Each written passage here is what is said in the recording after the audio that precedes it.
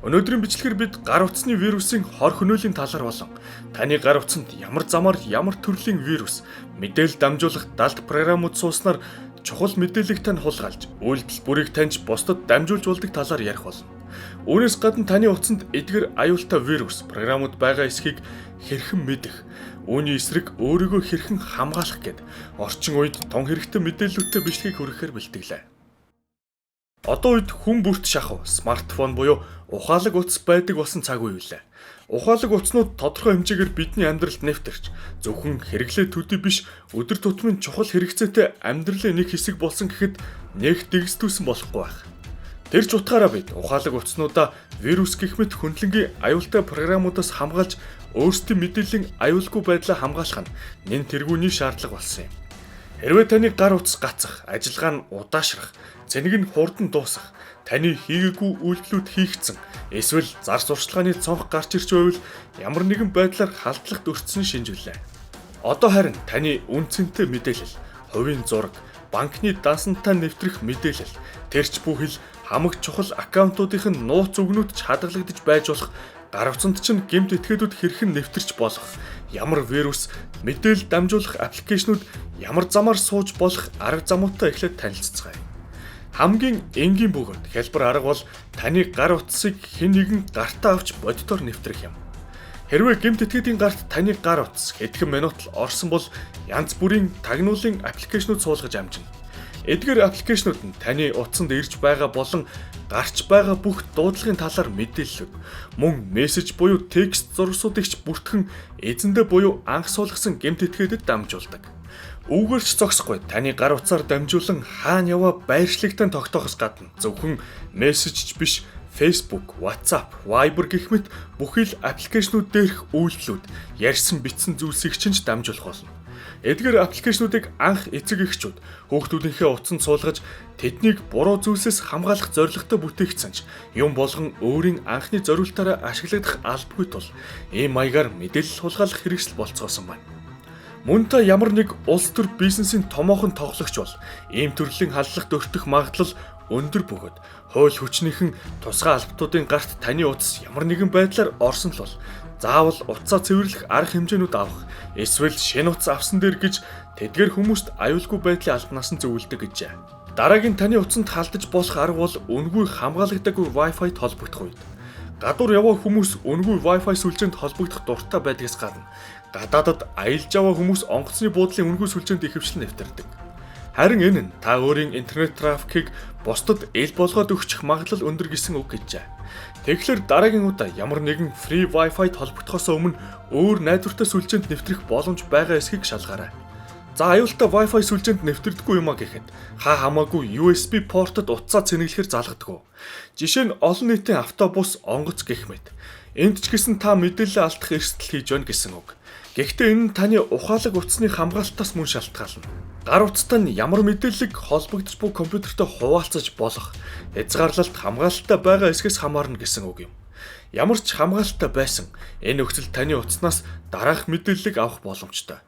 Таны нэр болон төхөөрөмжний нэр төрөл, серийн дугаар, мөн таны үйлдлийн систем болон файлын системийн мэдээлэлээс гадна электрон ID гэх мэт. Харин гэмт этгээд эдгээр мэдээллүүдийг таны эсрэг ашиглахад хангалттай байдаг байна. Дараагийн бас нэгэн маш түгээмэл арга бол фишинг юм. Танд с сэжиг бүхий холбоосууд, имэйлээр, мессежээр, янз бүрийн сошиал сүлжээнүүдээр ч ирж байсан уу? Та эдгээр холбоос дээр дарахад л хамаг мэдээлэл гээд утсан доторхоо өөр хүнд бэлгэлчиж байна л гэж ойлгож болно. Эдгээрээс гадна та ямар нэгэн баталгаагүй их сурвалжаас ойлгомжгүй аппликейшн, тоглоом зэрэг татан суулгах үед таны утсанд мөн тагнуулын болон рекламны эсвэл бүр крипто майнинг буюу олборлолт хийдэгч програмууд суух эрсдэлтэй. Крипто майн хийж байгаа нь таны утсыг ашиглан хакер койны олборлолт хийнэ гэсэн үг. Мөн SS7 протокол буюу ихэнх өөрийн телефоны операторуудын хэрэглэдэг сүлжээгч хакт нь таныг тагнах боломжтой. Гэвч энэ нь бусдаас илүү өндөр түвшний халдлага бөгөөд та олонний танил эсвэл ямар нэгэн томоохон гарал биш бол энх нь юу л бол. Ямар ч хакерт бидний уйдгартай амьдрал сонирн биш шүү дээ. Сая бүгдээрээ хүн өөрийн анхааралгүй байдлаараа ихэвчлэн ямар замаар цахим гэмт этгээдүүдэд гар утсан дах мэдээлэл алдаж болох арга замуудыг үзлээ. Одоо харин ямар шинж тэмдгүүд таны утсанд илэрч байвал таны гар утас вирусцсан эсвэл ямар нэгэн гэмт этгээдийн хяналт дор мэдээлэл дамжуулах програм суучихсан байгааг мэдэж болох талаар авч үзье. Бичлэгийнхээ хамгийн чухал, хамгийн сонирхолтой хэсэгт орохоос өмнө та бүхэндээ мэдээллийн аюулгүй байдалтай холбоотой хэрэгтэй нэгэн мэдээлэл дуулгая.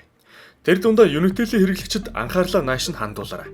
Учир нь гэвэл та өөрийн дугаараа блоклох, пүүк кодоо харах, шинэ дугаар авах, дугаар сэргэх, эсвэл eSIM сэргэх зэрэг үйлчлэгийг заавал салбар руу өөрийн биеэр явж цаг алдалгүй.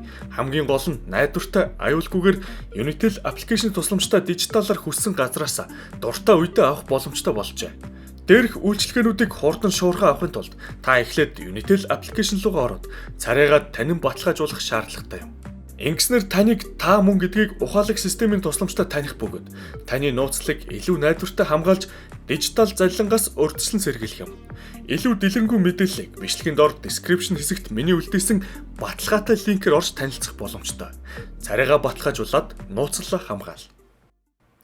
Таны гар утсанд хэн нэгэн халтсан, хууль бусаар нэвтрэн мэдээлэл хулгайлж байхыг илтгэх эхний шинж тэмдэг бол та гар утсандаа өөрийн суулгаагүй ямар нэгэн аппликейшн олж илрүүлэх. Заримдаа гар утас үйлдвэрлэгч болон сүлжээний провайдер гар утасныхаа үйлдвэрлэлийн системийг шинжлэх үед цаанаас нь ямар нэгэн шинэ аппликейшн суулгах тохиолдол байдаг. Харин тийм биш байхад ямар нэгэн програм суусан байх ёсгүй. Мэргэжилтнүүд хэдий апдейт хийх үед хамт суусан програм байлаач түүний талаар интернетээс хайгаад шалгаад үзэхэд гэмгүүгэд зөвлөдөг байна. Гэвч одоо үед ил байж байдаг аппликейшн програм гэж бараг үгүй болсон. Бүгд далд ажилдаг тул бичлэгийн явцад цаашид дурдах аргуудаар мэдэж болох юм. Мэдээлэл дамжуулдаг юм уу? Далд олборлолт хийдэг програм таны утсанд байгааг илтгэх бас нэгэн шинж тэмдэг бол таны утасны батарей хурдан дуусах. Хэдийгээр энэ нь мөн таны утасны батарей хуучраад мууцсныг илтгэж болох ч энэ нь огцом генет болдоггүй тул генет батарей чинь хурдан дуусаад байвал нэгдэж харагдахгүйгээр цаана ажиллаад байдаг ямар нэгэн аппликейшн байгааг илтгэж ож болох юм. Хэдий далд нууц аппликейшн ч гэсэн гар утсыг тань ажилуулж байвал илүү их цэнэг хэрэглэх нь тодорхой. Дараагийн бас нэгэн түгээмэл шинж байдаг нь утас тань генет удаан ажилдаг болох. Аппликейшн нэг хаах үед юм уу? Ер нь л урдынхаасаа удаан ажиллаад байвал мөн анхаарал хандуулах дохио гэжээ. Өмнөх жишээтэй ижил далд ямар нэгэн програм ажиллавал утастай нь мэдээж ачаалаж өмнөхөөсөө удаан ажиллах шалтгаан болно. Мөн цэнэг хурдан дуусах, удаан ажиллах гацах зэрэг шинж тэмдгүүд хамт илэрдэг бөгөөд үүн дээр нэмээд утасантай нь халалт үүсгэх нь ихсдэг байна. Та огт утсаар яриаггүй, тоглоогүй, цэнэглээгүй байсан ч утастай нь халж байвал далд ямар нэгэн програм ажиллаж байгааг илтгэх бас нэгэн шинж юм. Одоо хүргэх шинж нь хүн анзаарахгүй байхын аргагүй ил тод шинжүүд бөгөөд энэ таны гар утас өөрөө унтарч асах, өөрөө аппликейшн нээхээс гадна бүр таны оролцоогүйгээр бусд руу залгахч тохиолдол байдаг гэжээ. Энэ бүгдээр нэмээд таны явуулаагүй мессежийг хэн нэгэн лүү явуулах зэрэг үйлдэлүүд гарсан бол мөн л хэн нэгэн зайнаас таны утсыг удирдах байна гэсэн үг. Ийм замаар таны таньдаг хүмүүс рүү зурвас илгээж мөнгө зээлхийг хүсдэг лөөвөр манай оромч гэсэн мэрсэр гарсан гэх мэдээлүүд байдаг. Тэнд гэхдээ гар утсанд нь нэвтэрсэн гэхээс илүүтэй Facebook аккаунтаа алдснаас үүдэлтэй тохиолдлууд түлхүү эзэлдэг байх. Таны утсанд далд аппликейшн сууж таныг тагнаж байгааг илтгэх бас нэгэн шинж байдаг нь та утсаар ярих үед шуум юм уу, цөөрөө сонсох гэдэг байна. Та өмнө утсаар ярих үед огт тийм зүйл сонсож байгаагүй ч гэнэтэл таны утас хүнтэй ярих үед цуураа таад шуум сонстоод эхэлвэл таны яриаг сонсож байх магадлалтай юм. Таны утас вируссныг илтгэх бас нэгэн шинж тэмдэг байдаг нь таны гар утасны notification хэсэгт реклам зар сурталчилгаа эсвэл өөрөө ч оролцоогүй суглаандаа юм хожлоо, гар утас таарлаа гэх мэт цонхнууд гарч ирэхдээ таарч байсан хүн байгаа гэж бодож байна. Харин шинэхэн iPhone авахын тулд зөвхөн энэ товчон дээр дарнуу гэх амархан нөхцөл танд санал болгоно. Энэ гарч ирэх цонхнууд нь таны утсанд суусан вирусны програмаар гарч ирж байх боломжтой бөгөөд таныг даруулж оруулаад мэдээлэл хулгайлах, илүү хүчтэй далд програм суулгах зорилготой тул хизээч ийм зүйлсээр дарж болохгүй. Хэрвээ дээр дурдсан шинжүүдээс та ямар нэгэн с жиг бүхий аппликейшн суулгасныхаа дараа эсвэл үл мэдэгдэх нэгнээс ирсэн холбоос дээр дарж орсныхоо дараа ялангуяа анзаарч эхэлсэн бол таны гар утас халдлагт өртсөнийг илтгэж байна. Одоо харин эдгээр шинж тэмдгүүдээс та өөрийн ухаалаг утсандаа анзаарсан бол яах вэ? Нэгт гар утасны антивирус ямар нэгэн цэвэрлэгээний аппликейшн програм уншуулах. Мөн өөрийн огт суулгаагүй аппликейшнуудыг устгах. Үүнээс гадна утсыг тань ихээр ачаалуулж байгаа эсвэл цэник их үрж байгаа с жиг бүхий аппликейшнуудыг утасныхаа тохиргоогоор олж устгах. Эдгээрийг хийх боломжгүй юм уу? Ямар нэгэн с жиг бүхий аппликейшн огт олдоогүй бол утсаа компьютерээр бол форматлах буюу factory reset хийх хэрэгтэй. Reset хийгээд ч үр дүнд хүрээгүй бол мэрэгчлэн тандахыг зөвлөж байна. Альва зүйлд урьдчилан сэргийлэх нь өөрөө маш сайн эмчилгээ болдог гэх үг байдагчлан та эдгээр эрсдлээс өөрийгөө хамгаалах нь хамгийн чухал. Тэгэхээр ухаалаг утсаа хэрхэн хамгаалах талаар мөн бяцхан зөвлөгөө өгöd энэ удаагийн бичлэгээ төгсгөе. Хэрвээ танд мессежээр юм уу ямар нэгэн нийгмийн сүлжээгээр дамжин орох холбоостой зурвас ирсэн бол тэр дундаа танихгүй нэгнээс ирсэн бол хизээч дарж орохгүй байх. Мөн та хэн нэгний юм уу гудамжны интернет кафений танихгүй компьютерт утсаа залгаж цэнэглэхгүй байх.